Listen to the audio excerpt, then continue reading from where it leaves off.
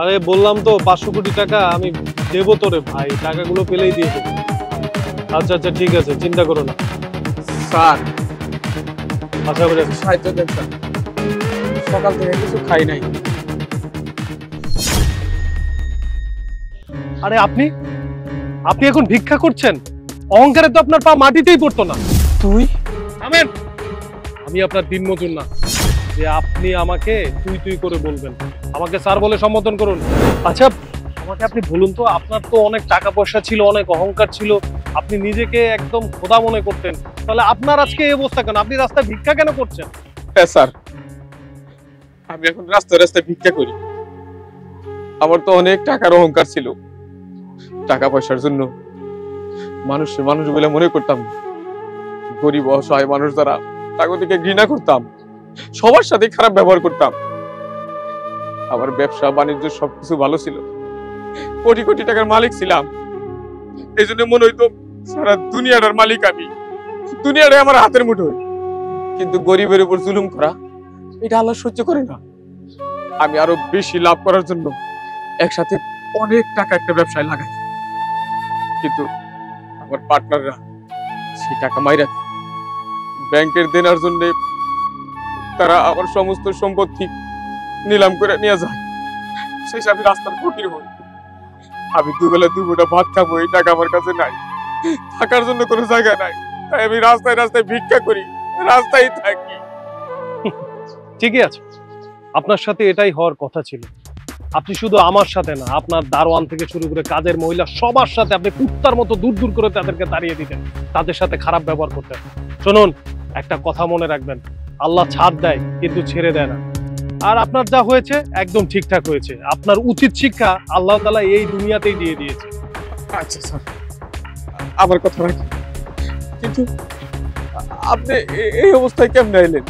মানে আপনার এই অবস্থা কি করে হইল? আপনার সাথে কথা বলে আমি আমার গুরুত্বপূর্ণ সময় নষ্ট করতে চাই না। আপনি এক্ষুনি আমার চোখের সামনে থেকে চলে যান, যান বলছি, তাহলে কিন্তু আপনার খবর আছে, যান বলছি। আরে ভাই, তুমি ওনার সাথে এরকম ব্যবহার করছো কেন? শোনো, উনি কোনো অসহায় মানুষ না, ওনার সম্বন্ধে তুমি যদি জানো তাহলে তোমার বুক কেঁপে উঠবে। আসলে আমি বুঝতে পারলাম না এমন কি করেছে উনি। জানতে চাও? শোনো তাহলে। বাজান আই তো সাইডা খায়া নে। আরে মা, এত চিল্লাচিল্লি করতেছো কি লেগে? খাওয়ানোর সময় হলে ঠিক মতো খামুনে। তুমি তো মহাজন সম্বন্ধে জানো, যদি আয় দেখে এমন কাম ধুইয়া খাইতেছি তাইলে আমার লগে অনেক রাগারাগি করবো, পরে খামুনে। বাজান মহাজনে তো এখনো আহে নাই, মহাজনে আইতে আইতে তোর খাওয়া শেষ হয়ে যাইব। আয় খাইয়ে সেরে তারপরে কাম কর। আচ্ছা ঠিক আছে, তাহলে খাই লই, মহাজনে তো এখন নাই।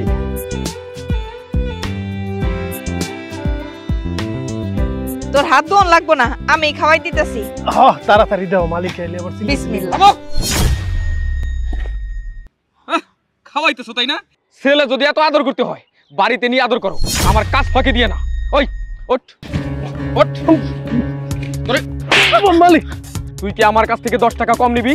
তা তো নিবি না, তাহলে আমার কাজ ফাঁকি দিয়া তুই অসময়ে খাইতে বসছিস কেন? খাবার বসার টাইম এখনো হয় নাই।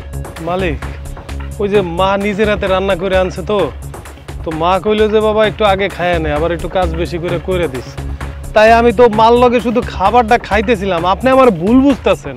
দেখ, আবার কাজ চুরি করস, মুখে মুখে তর্ক করস, তাই না? তোর এই লাঠি দিয়ে এমন পিটান পিটাম আজকে, তারপরে জীবনে আর কোনোদিন মালিকের কাজ ক্ষতি করার চেষ্টা করবি না। দেখেন আমার পোলাটা সেই সকালবেলা না খেয়ে আপনার এখানে কামে আইছে, তাই আমি রান্না করে আমার পোলাটা লেগে করে খাওয়ার নিয়ে আইছি। অসুবিধা নাই, আমার পোলা খাওয়া দাওয়া করেই কামটা শুরু করতো, কিন্তু ওর মুখের খাওয়াটা তো আপনি ফেলাই দিলেন। এই অসভ্য মহিলা, তোর পোলা খাইছে কি খায় নাই এইটা আমার জানার বিষয় না। আমি আমার কাজের চিন্তা করুম, তোর খাওয়ার চিন্তা করুম না। মালিক, আপনার দিন মজুরের কাজ করি আমি, আমার মাই তো করে না। আমার মারে নিয়ে কোনো উল্টাপাল্টা কথা কইবেন না। আমার বাবা মারা যাওয়ার পরে আমার মা আমারে পাইলে বুঝে বড় করছে, আমার মায়ের নিয়ে যদি উল্টাপাল্টা কথা কন তাইলে কিন্তু আমি আপনারা ছাইরে কথা কমু না। মালিক, কি তোর সাহস কত বড়, তুই আমার মুখের উপর তর্ক করিস? এই তুই আমার চিরস না? এই এলাকাতে আমি যা বলি তাই হয়। আমার একটা কথায় বাঘে মহিষে এক ঘাটে জল খায়, আর তুই তুই আমার মুখের উপর তর্ক করিস? মালিক, আপনার লগে তো আমি খারাপ ব্যবহার করতে চাইনি, আপনি আমার মার নামে উল্টাপাল্টা কইছেন, আমার মাথা গরম হয়ে গেছে। আচ্ছা ঠিক আছে, আমি কাজ ঠিকঠাক ভাবে করুম, আপনি একটা কাজ করেন, আমি 18 দিন কাজ করছি, আপনার তো দিন মজুরের একদিনের টাকা একদিনই দিয়ে দেওয়ার কথা, আপনি ওই টাকা দেন নাই। আমার এই 18 দিনের টাকাটা দেন, আমার মা অনেক অসুস্থ, আমি হেরে ডাক্তারের কাছে লয়ে যাবো। শোন, তোর মতো দিন মজুর আমার দরকার নাই, আমি অন্য দিন মজুর দিয়ে কাজ করাবো। তুই এই মুহূর্তে এখান থেকে চলে যা। আর তুই যে 18 দিনের কথা বললি, এরকম করে কাজ ফাঁকি দিছস, কাজ চুরি করছস, এই জন্য 18 দিনের টাকা মার। গেট আউট, যা এখান থেকে। না না মালিক, আপনি কইলেই তো আর আমি যাবো না। ঠিক আছে, আপনি যখন কাজ থেকে বাইর করে দিবেন বাইর করে দেন, আমার কোনো সমস্যা নাই। কিন্তু আমার যে ন্যায্য পাওনা 18 দিনের টাকা, এই টাকা না দিলে আমি হেন থেকে এক পাও লড়ুম না। আমি আমার মায়ের ডাক্তার দেখামু, আপনি আমার টাকা দিবেন, আমি হেরপর হেন থেকে যাবো। ও যাবি না? না যাবি না তুই? খবরদার কইতেছি, আমার পোলার গায়ে আপনার হাত তুলবেন না। বাজান, এইরকম নরম ইচ্ছাসে এখানে তোর কাম করুন লাগবো না। আপনি আপনি আমার পোলার গায়ে আজকে হাত তুললেন না, আল্লাহ একজন উপরে আছে, হ্যাঁ দেখবো। আর আমি তো মা, আমি আমার পোলার লেগে সবসময় দোয়া করি, আমার দোয়া ওর সাথে আছে। একদিন দেখেন আমার পোলা অনেক বড় হইব, অনেক বড় হইব। বড় হোক, তুই এখান থেকে যা। যাবি না, পড়ে বের করব। ও কি নিয়ে বাপ্পা বলছিস? বুঝতে পেরেছো? আমি ওনার বাসায় দিন মজুরের কাজ করতাম, আমি অনেক কষ্ট করেছি ওনার জন্য, কিন্তু যখনই ওনার কাছে বেতন চাইতে যাইতাম উনি আমার সাথে নাটক করতো। শেষ দিন তো আমাকে ঘাড় ধাক্কা দিয়ে বের করে দিয়েছে। তাহলে তুমি বলো, তার সাথে কি আমি হুজুর হুজুর করবো নাকি এইভাবে কথা বলবো? তুমি বলো। আচ্ছা শোনো, উনি তোমার সাথে খুবই খারাপ কাজ করেছে, সেটা আমিও মানছি, কিন্তু তুমিও যদি ওনার মতো ওনার সাথে করো তাহলে তুমি ওনার মতোই হয়ে গেলে। উনি একটু সাহায্যের জন্য আসছে, তুমি ওনাকে সাহায্যই করে দাও।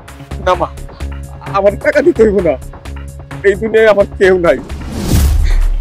আমার তোমাকে লগে লয়ে যাও, তোমরা যেখানে থাকো আমিও ওখানে থাকবো। দরকার হইলে আমি বাড়িতে কাজ করুম, কিন্তু আমার তোমাকে লগে লয়ে যাও। মেঘ, তাহলে একটা কাজ করো না, ওনাকে আমাদের সাথে করে নিয়ে যাই, আমাদের বাড়ির কাজকর্ম করবে আর ওইখানেই থাকবে, তার একটা আশ্রয়ের জায়গা হয়ে যাবে। উনি যদি আমাদের সাথে থাকে তাহলে আমাদের বাসাটাকেও জানোয়ার খানা বানিয়ে দিবে। ওনার ব্যবহার এত খারাপ। এইসব মানুষ যা হয়েছে আল্লাহ তার বিচার করেছে, তার সাজা সে পাক, তারপর আল্লাহ তার ব্যবস্থা করবে। আচ্ছা, আপনার ক্ষুধা লেগেছে তো? আপনি একটা কাজ করেন, আপনাকে 500 টাকা দিচ্ছি, এটা দিয়ে বিরিয়ানি খেয়ে নিন। এখন আমার চোখের সামনে থেকে যান, বলছি।